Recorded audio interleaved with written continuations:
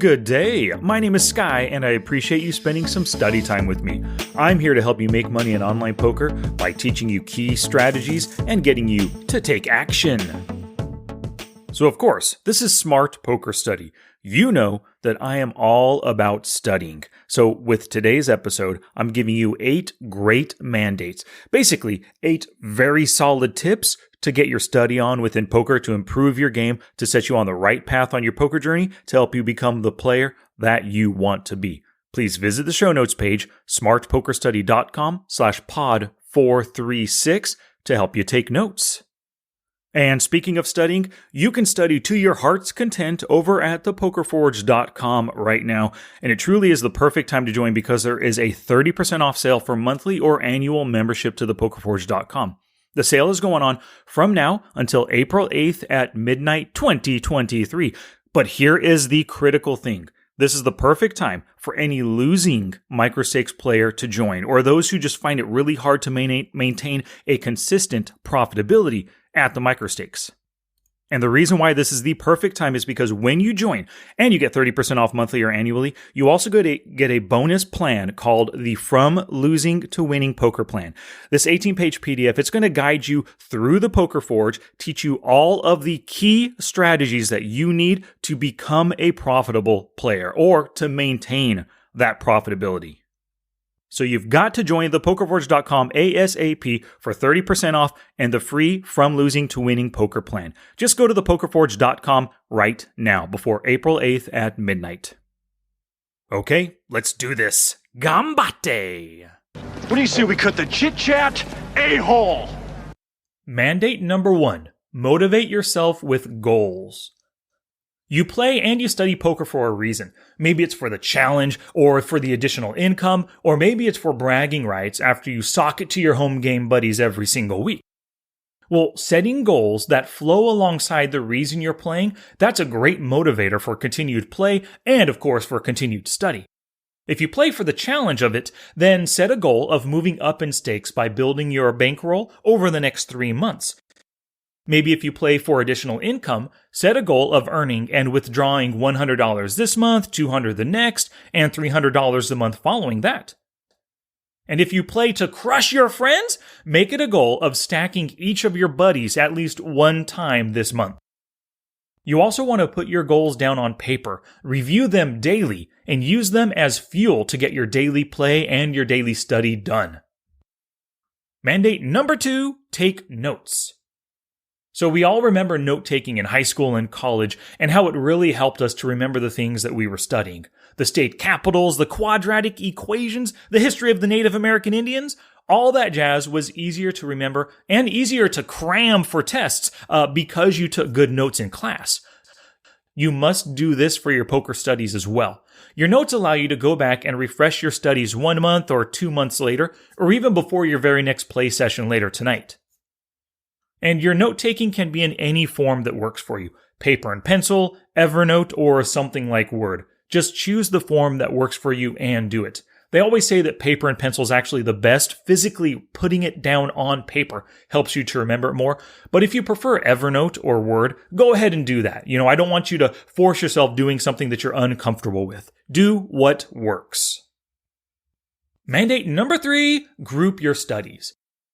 Now, I know that many of you feel overwhelmed by all the poker content out there. You study pre-flop ranges one day, c-betting the next, and then poker math the following day. No wonder you feel like you're getting nowhere.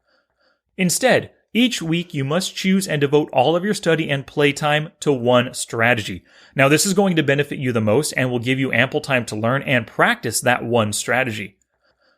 Within your week of study, you build upon what you learned the prior day. So maybe this entire week, you choose to study pre-flop 2-bet ranges.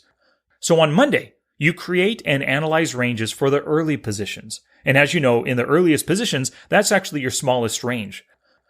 So the next day on Tuesday, you build this range up just a little bit for the middle position 2-bet range. And then on Wednesday, you build it even wider for your cutoff range. And then Thursday, you build it the widest for your button range.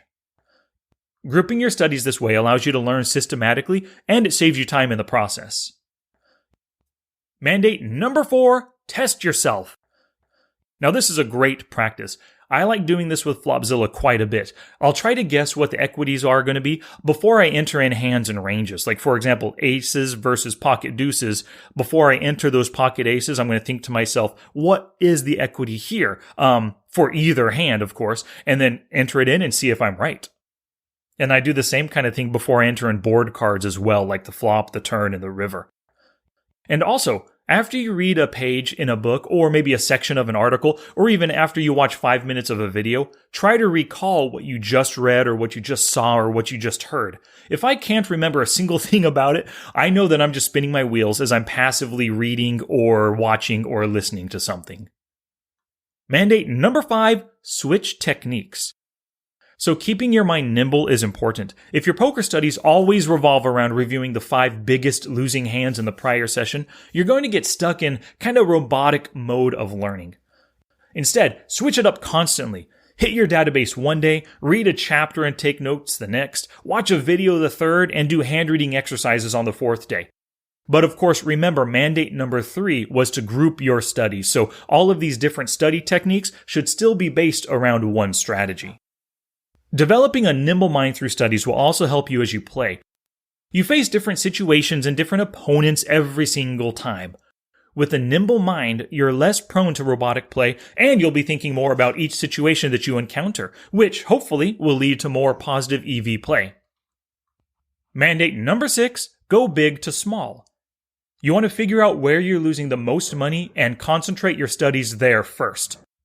You might want to study c-betting or defending against donk bets, but if your pre-flop 3-betting strategy is losing you 4 big blinds every time you 3-bet, this is a humongous leak! You've got to put everything else on hold and concentrate on the one thing costing you the most money. In this instance, it's poor 3-betting. Also, start pre-flop and then go post-flop with your studies. Building your pre-flop skills are going to help to avoid some of those post-flop issues you face. Mandate number 7, share your knowledge. Albert Einstein once said, if you can't explain it simply, then you don't understand it well enough. Practice explaining your ideas to others. This is easily done in poker forums or Facebook groups that are dedicated to helping each other learn poker strategy. You want to post your own hands and try to explain your thought process simply, or respond to posts from others and share your ideas. You'll find that the harder it is to explain something, the less you know about it. And mandate number 8, take breaks. When your poker study or your play is leading to boredom or even frustration due to bad beats or losing a ton of money or variance, it really is time to take a break. If studying is bringing you down, replace your studies with more play for 1 week. This is going to give you more time to practice the things that you've been learning, and it'll motivate you to hit the books later with all the additional hands you put in this past week. If playing poker has been frustrating due to things like I'd already mentioned, variance, heavy losses, those fish sucking out on you, that kind of stuff, go ahead and take a break and replace that time with some additional studies instead.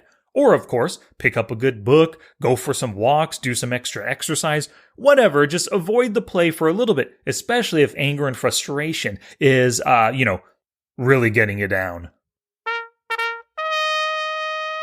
Challenge!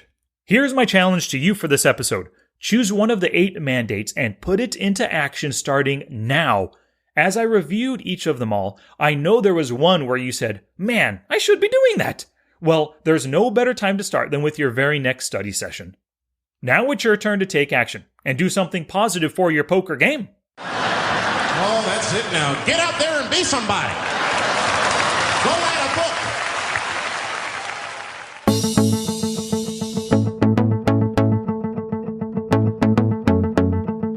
Alrighty, thank you so much for listening today. And don't forget, right now until April 8th, 30% off a monthly or annual membership to thepokerforge.com. And like I said before, this is the perfect time for losing or break-even players to finally join the Poker Forge and turn yourself into the winning player that you want to be. When you join this week, you get 30% off monthly or annual membership, plus the bonus From Losing to Winning Poker Plan that's going to guide you through the Poker Forge and teach you everything you need to know to become and maintain a profitable poker journey. Just go to thepokerforge.com right now to join. Until next time, take action both on and off the felt to become the player that you want to be.